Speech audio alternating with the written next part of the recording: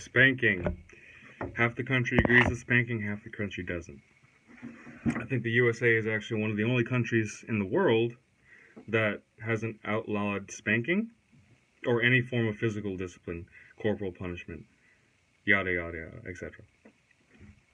So the main reason why researchers and parents are starting to not approve of spanking is because they believe that it just simply doesn't work, for one, and also because it causes aggressive tendencies throughout the child's life.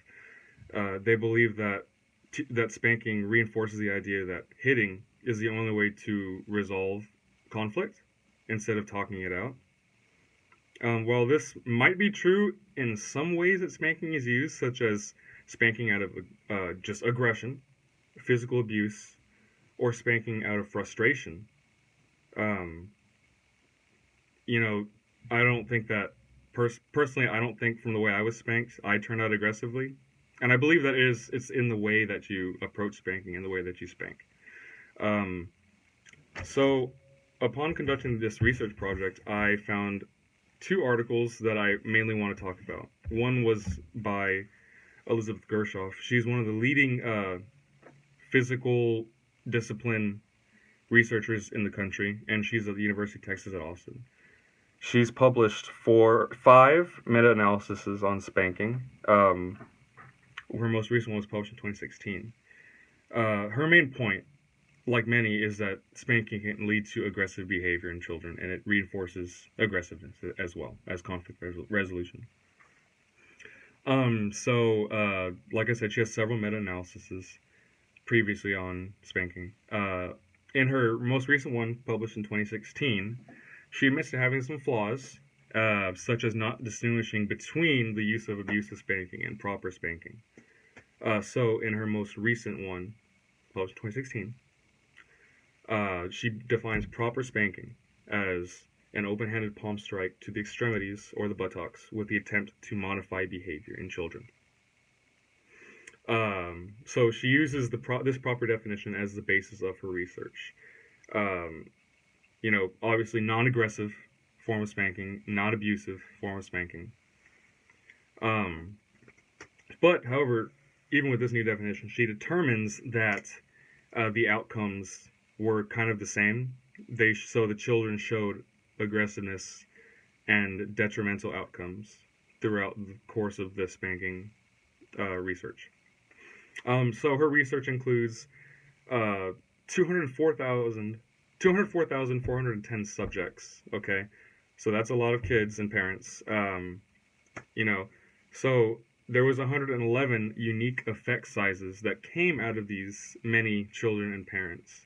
102 of these 111 showed the direction to a detrimental outcome. So, out of these 204,410, subjects, a good amount of them showed behavior leading to aggression after being spanked, throughout the course of their childhood. So after reading this, I begot myself, and I thought that maybe I should change my view of spanking, because this is pretty scary, However, I found another article, my second article that I want to talk about, by Robert E. Lazadir, who's a PhD, and Dan A. Trumbull, who's a medical doctor, and they suggest that her research is inadequate. And they suggest that it's inadequate simply because even though she uses the proper definition of spanking as the basis of her research, it's based off correlations of spanking used as the only means to discipline your child. And they think that even if you still do it this way, you can, cause aggression in the child. So their claim is based on research, several studies, but doctors Robert Lamelier and Brett Kuhn specifically stand out in as their basis in this claim. So doctors Lamelier and Brett Kuhn, their research shows that it's based off longitudinal studies, and their research shows that a 2-swat spank to the buttocks used after only after milder forms of discipline was just as effective as milder forms of discipline. So to clarify this, uh, they believe that spanking should only be used as a last resort and only be used if the child still shows insubordination to milder forms of discipline, such as a timeout. And so doctors Robert Lamelier and Brett Kuhn uh, state that in their research, the spanking used in this way, only after the child showed insubordination, did not show aggression, and they did not react any differently in a negative way, pretty much.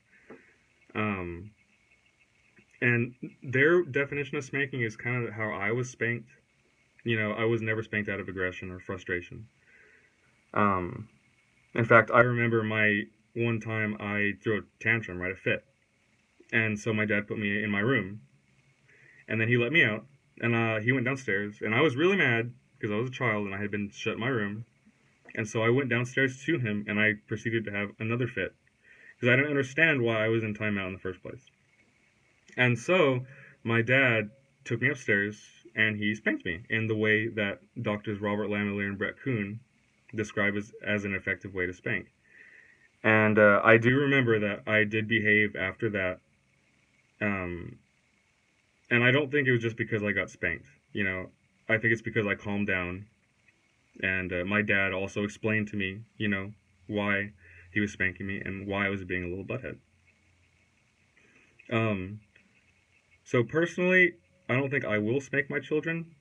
And if I do spank them, it would be in this way that I just described from doctors Robert Lamelier and Brett Kuhn.